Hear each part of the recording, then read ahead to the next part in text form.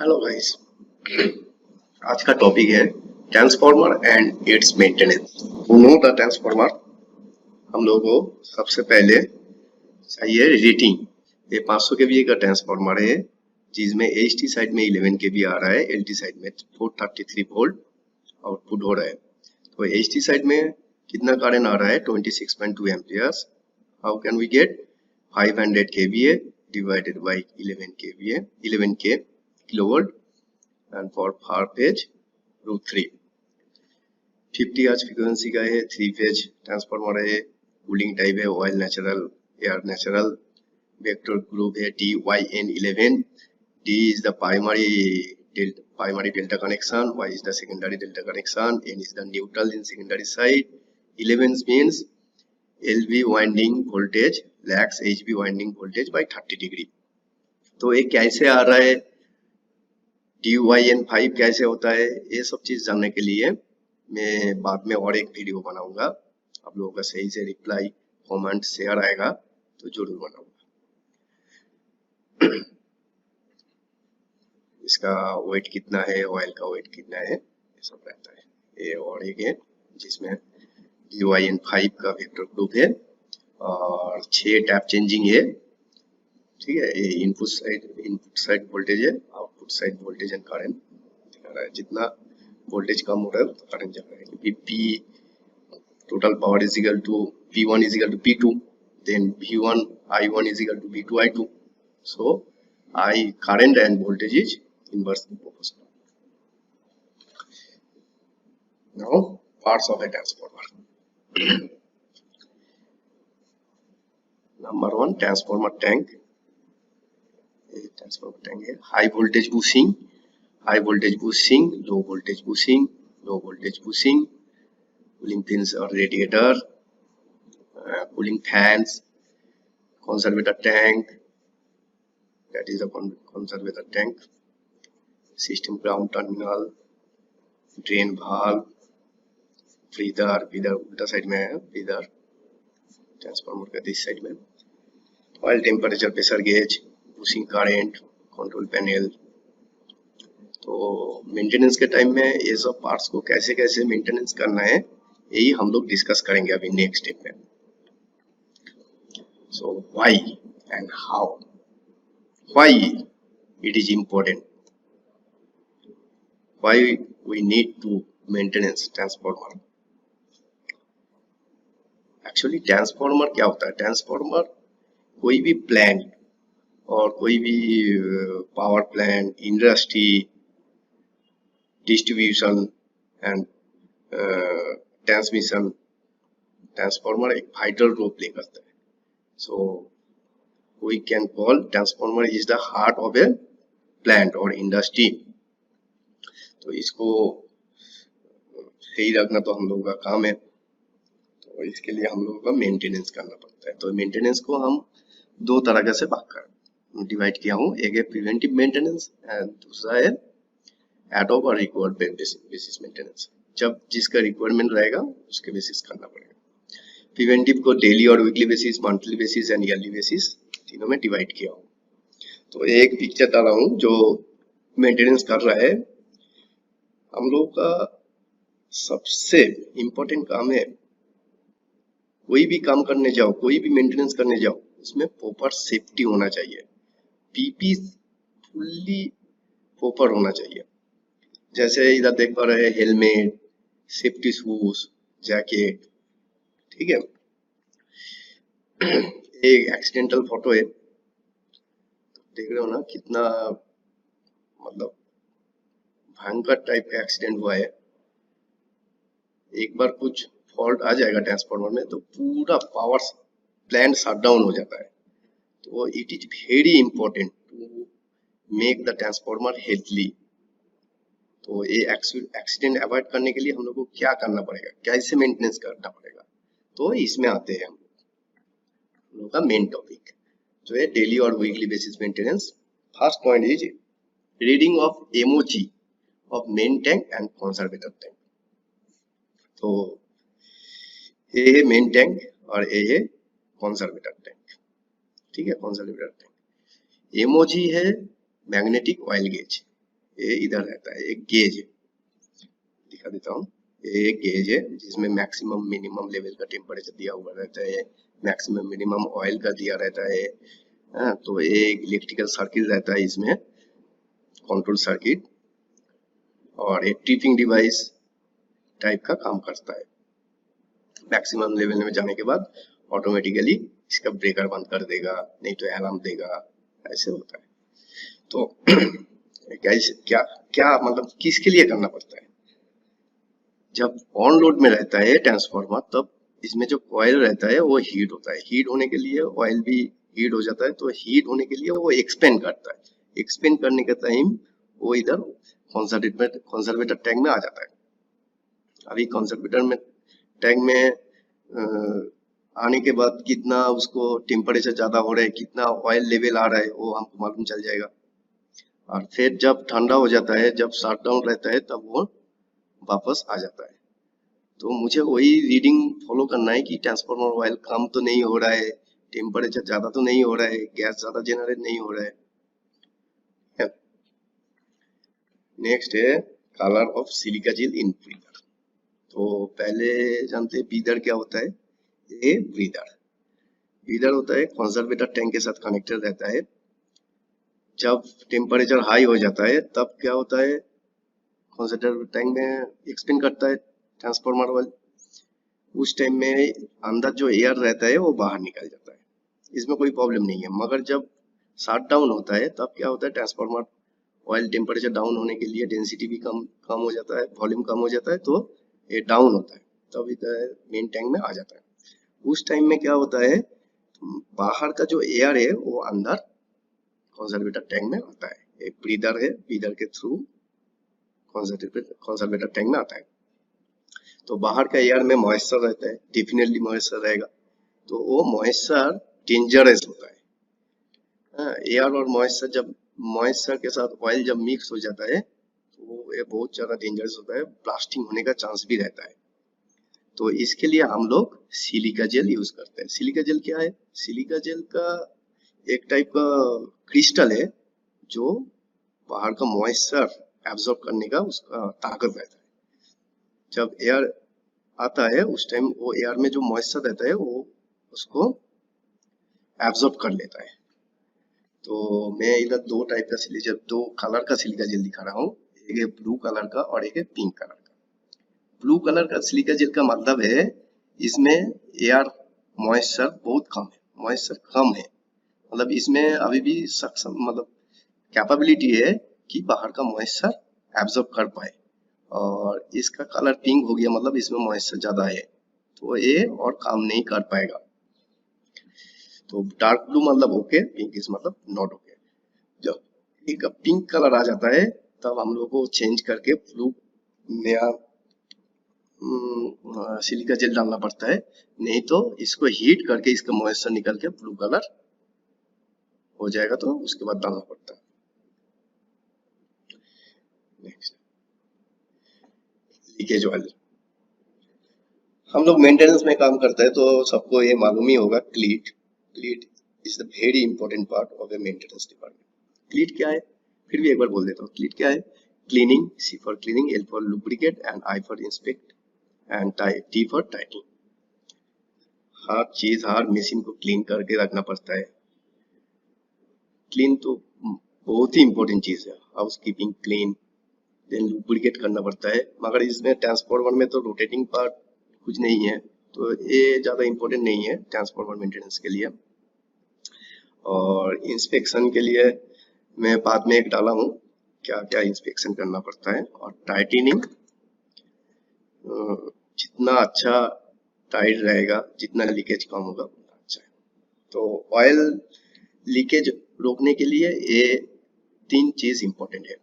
तो इधर मैं दिखा रहा हूँ एक पिक्चर में कि कैसे कैसे ऑयल लीकेज होता है। मैक्सिमम ज्वाइंट से ऑयल लीकेज होता है, ठीक है। ये ज्वाइंट टाइटनिंग सही से नहीं हुआ है, रास आ गया है, पानी गया है, इसलिए ऐसे हो रहा है। ये देखो और एक, और ये है तुम्हारा आपका फ्रिंज, इससे भी ऑयल लीकेज हो रहा है। तो इसको कैसे रोके? टाइटनिंग करने, क्लीन करने के बाद पेंट कर दो। पेंट करने के बाद भी मॉइस्चर ज्यादा नहीं आता है तो रास नहीं बनता है, तो लीकेज भी कम होगा। मंथली बेसिस मेंटेनेंस, इसमें क्या क्या करना पड़ता है? The oil level in the oil cam under silica gel breather must be check करना पड़ेगा। Breather holes in the silica gel, ये जो बोला था ना ब्रीदर्स, जो रहता है कंजर्वेटर टैंक और सिलिका जेल के बीच में, तो वो होल सही है कि मतलब एयर आ पा रहा है, बाहर निकल पा रहा है, अंदर घुस पा रहा है, वो देखना है, इसलिए वो होल सही रखना है। कभी भी ट्रांसफार्मर ऑफ रहेगा मतलब प्लांट शट डाउन रहेगा, मौका मिलेगा तो ये जितना भी बूसिंग है उसको सही से क्लीन करना पड़ता है। कोई क्रैक वगैरह कुछ आया क्या, ये सब देखना पड़ता है। फिर केबल को टाइटनेस करना पड़ता है, जितना भी कनेक्टर है और जितना भी कंट्रोल है, कंट्रोल बॉक्स है, उसको सही से पैकिंग है क्या, सील सही से काम कर रहा है क्या। क्योंकि हम लोगों को इतना तो मालूम है कि water is the best enemy for electrical department. Dust water ये आ जाएगा तो हम लोग को बहुत परेशान करता रहता है, डिफरेंट टाइप्स का प्रॉब्लम आ जाता है। इसके बाद बॉडी अर्थिंग, अर्थिंग तो बहुत ही इम्पोर्टेंट है। चेक फाउंडेशन, फाउंडेशन में कुछ गलत हो गया तो वाइब्रेशन ज्यादा होगा। बोल्ट का टाइटनेस चेक करना है, वाइब्रेशन ज्यादा हो जाएगा तो क्या होगा, अंदर जो कंट्रोल सिस्टम है, जो मैकेनिकल डिवाइस है, वो वाइब्रेशन के लिए लूज कांटेक्ट हो जाएगा। उसके बाद बहुत तरह का छोटा माइनर फॉल्ट आना स्टार्ट हो जाएगा। तो इसके लिए फाउंडेशन भी सही रखना है, वाइब्रेशन ज्यादा नहीं होना चाहिए। नेक्स्ट है ईयरली बेसिस कूलिंग सिस्टम, बहुत ही इंपॉर्टेंट है कूलिंग सिस्टम। ये कूलिंग सिस्टम के हम लोग 4 तरह के डिवाइड कर रहे हैं। एक है oil natural, air natural. Natural type, natural में होगा जैसे ये ऑयल इनलेट है, ऐसे पाइप के अंदर से जाता है, सर्कुलेट होता है, और इसमें फ्लेंज है, फ्लेंज के अंदर एयर रहता है तो ये ठंडा हो जाता है। नेक्स्ट है oil natural air force, oil naturally pass करता है और ये जो फैन लगा हुआ रहता है ये फोर्सफुली एयर डालता है उसको। ऑयल फोर्स एयर नेचुरल, जैसे एयर नेचुरली आ रहा है और ऑयल को फोर्सफुली सर्कुलेट करना पड़ता है, तो डिफरेंट टाइप ऑफ फैन लगा हुआ है, पंप लगा हुआ रहता है, पंप, ये पंप क्या करता है ऑयल को सर्कुलेट करता है।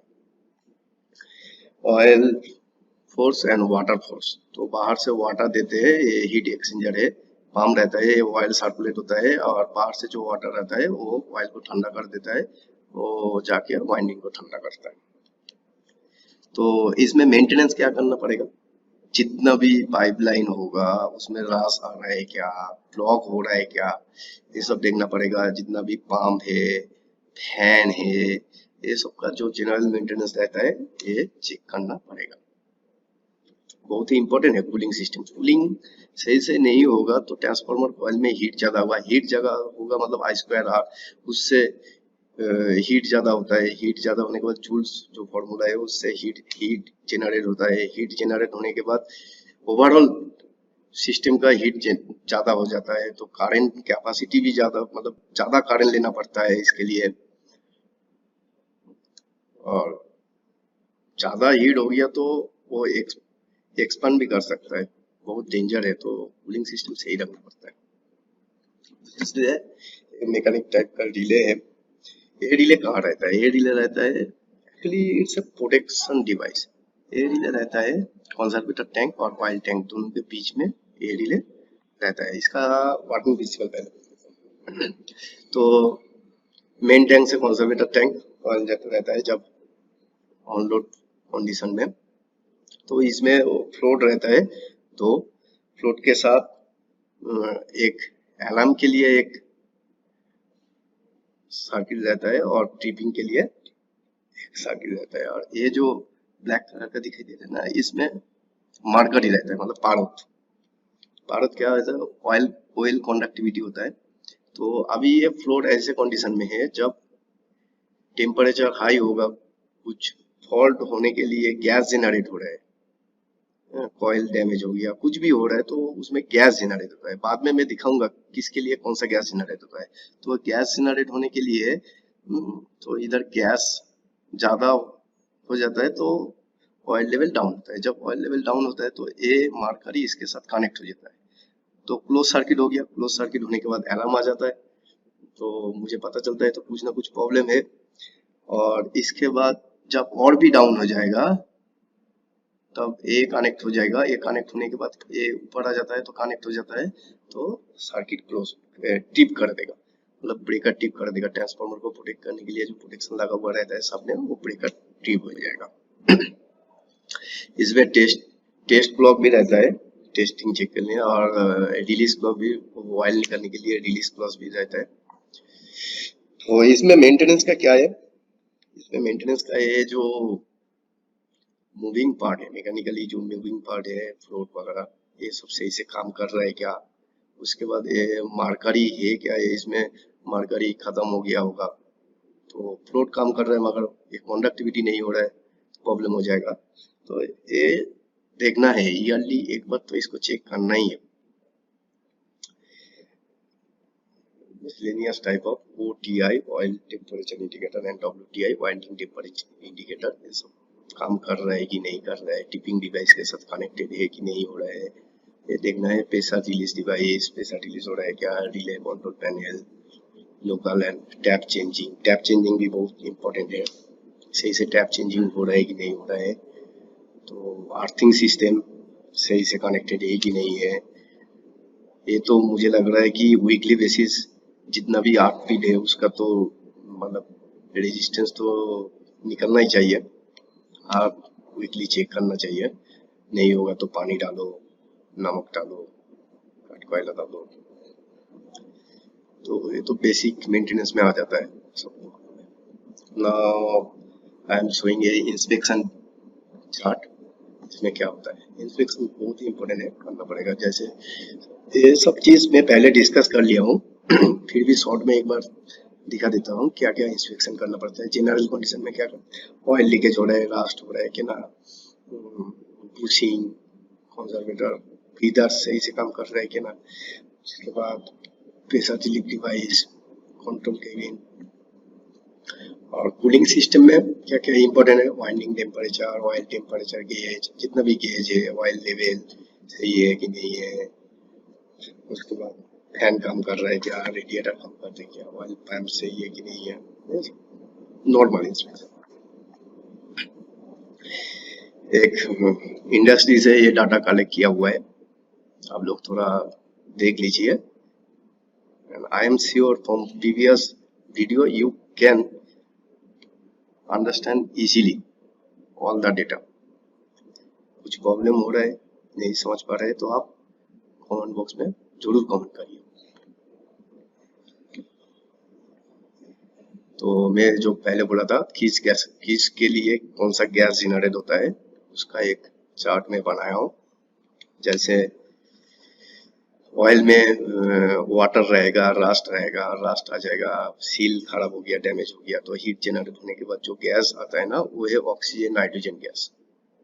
अभी पता चला कि एसिटिलीन गैस निकल रहा है, उसके मतलब क्या है, एसिटिलीन निकल रहा है इलेक्ट्रिकल आर्क, मतलब कॉइल में कुछ लीकेज हो रहा है, कुछ आर्क जनरेट हो रहा है, इसलिए ऐसे आ रहा है। तो एक बार ये देख लीजिए।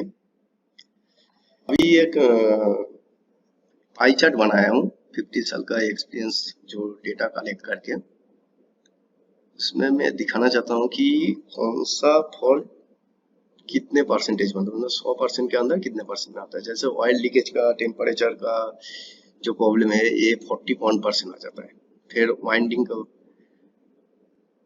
आ जाता है, एसिडिटीज का 12% आ जाता है, बुशिंग फेलियर, बुशिंग क्रैकिंग, ये सब आ जाता है आपका 12% के आसपास। वाइंडिंग का 14%, कोड डैमेज का आ जाता है 3%। Just a collective data. अभी एक रियल चेकलिस्ट दिखा रहा हूँ, थोड़ा आप लोग स्टडी कर लीजिए, क्योंकि मैं उम्मीद करता हूँ कि जो वीडियो हुआ है, जो डिस्क्राइब किया हूँ, उसके अंदर ही सब कुछ है। फिर भी कुछ प्रॉब्लम होगा, कुछ समझ में नहीं आ रहा है, तो आप जरूर कमेंट बॉक्स में कमेंट करिए।